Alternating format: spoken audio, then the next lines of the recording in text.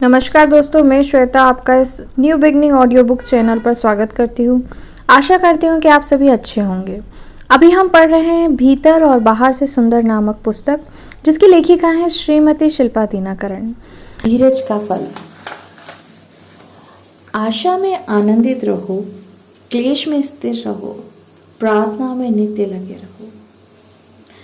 धीरज पवित्र आत्मा का अलौकिक फल है। मदर टेरेसा के विषय में एक लोकप्रिय कहानी है।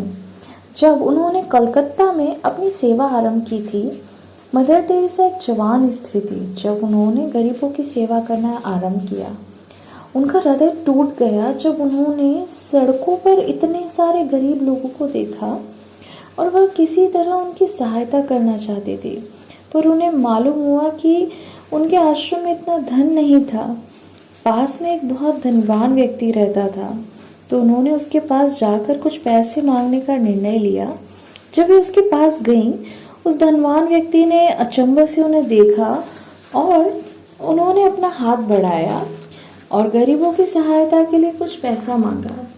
उस व्यक्ति ने उनके हाथ पर थूक दिया और गुस्से में मुड़ गया। मदर टेरेसा ने कुछ भी नहीं किया, बस अपने कपड़ों से उस थूक को पोंछा और कहा, सर, यह तो मेरे लिए है। अब क्या आप उनके लिए भी कुछ दे सकते हैं? और उन्होंने उसी भाव में अपना दूसरा हाथ बढ़ाया। इससे उस धनवान व्यक्ति का हृदय टूट गया और उसने उनकी कल्पना से कहीं अधिक उनकी सहायता की। जब आप लोग आपको चोट पहुंचाने, बुरे शब्द बोलते हैं तो धीरज रखें।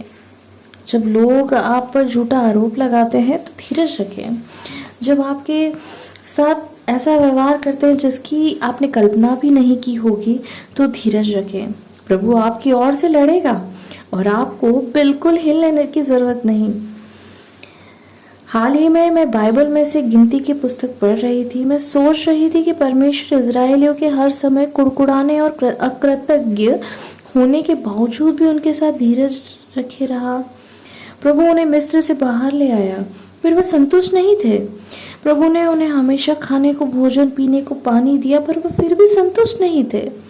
जंगल में उनकी पूरी यात्रा के दौरान प्रभु ने उन्हें सुरक्षित रखा और सबसे महत्वपूर्ण बात कि प्रभु स्वयं उनके साथ दिन और रात था, पर फिर भी वे संतुष्ट नहीं थे और नाखुश थे। पर प्रभु ने उनके साथ धीरज रखी। जी हाँ, इससे वो दुखी जरूर हुआ, उसका हृदय भी टूट गया, वो गुस्सा भी हुआ, पर वह फिर भी उनके साथ धीरज रखे रखा। परमेश्वर आपको ऐसे ही धीरज से भरेगा जिस प्रकार वह हमारे साथ धीरज रखता है। जब हम ऐसे काम करके और ऐसी बातें बोलकर जो उसे पसंद नहीं, उन्हें चोट पहुंचाते हैं और इसका एहसास भी नहीं करते। एक कारण कि अब्राहम इतना अधिक आश्चर्यचकित हुआ यह था कि वह धीरज रखते हुए प्रभु की बाट जोहता रहा। जब आप बाइबल में उत्पत्ति की पुस्तक पढ़ते हैं, प्रभु इब्राहिम से प्रतिज्ञा करता है कि वह एक महान जाति बनेगा। वह उससे यह भी कहता है कि उसका वंश धरती के रेत के कणों के समान होगा।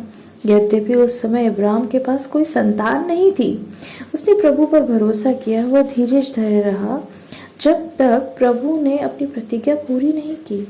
प्रभु ने उसे बहुतायत से आशीष दी और उसे समस्त जातियों का पिता ठहराया। वह परमेश्वर का मित्र भी कहलाया।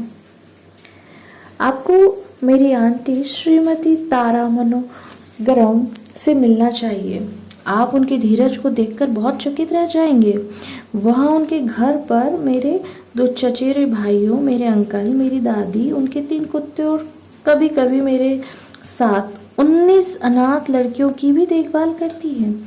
गर्मी की छुट्टियों में घर बिल्कुल उथल पुथल हो जाता है। सब बच्चे घर पर होते हैं। एक छुट्टियों में चित्रकला सीखने जाना चाहते थे, दूसरा धनुर्विद्या या तैरना सीखना चाहता था, या घर पर रहकर सोना चाहता था।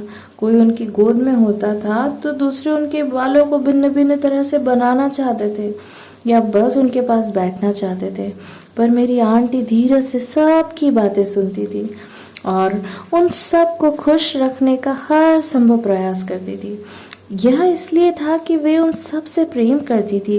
वे प्रभु की आत्मा से परिपूर्ण थी। चाहे आप ऐसी परिस्थितियों से घिरे हों जो आपके धीरज को घटाना चाहती हो, प्रभु अवश्य ही उस परिस्थितियों पर जयवंत होने में आपकी सहायता करेगा। ऐसी परिस्थितियों में भी वह आपकी अपना सर्वोत्तम करने में सहायता करेगा। हो सकता है प्रभु ने आपसे अपने वचन या भविष्यवक्ताओं के माध्यम से बहुत सी बातों की प्रतिज्ञा की। यह एकदम नहीं हो जाएगा, आपको धीरज धरना पड़ेगा। परमेश्वर आपके जीवन में अपनी प्रतिज्ञाओं को पूरा करेंगे। हमारा परमेश्वर हमेशा विश्वास योग्य तथा अपने वचन के प्रति सच्चा बना रहता है।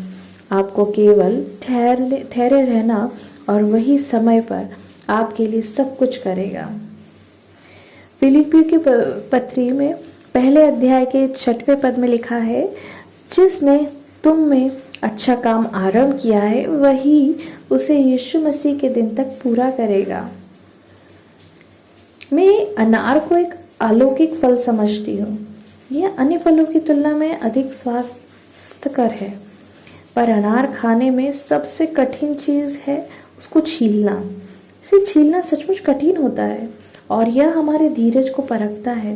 परमेश्वर के धीरज से भरे रहें, और यह केवल अनार छीलने के समय ही नहीं दिखा है, पर अपने जीवन के हर एक पहलू में दिखा है।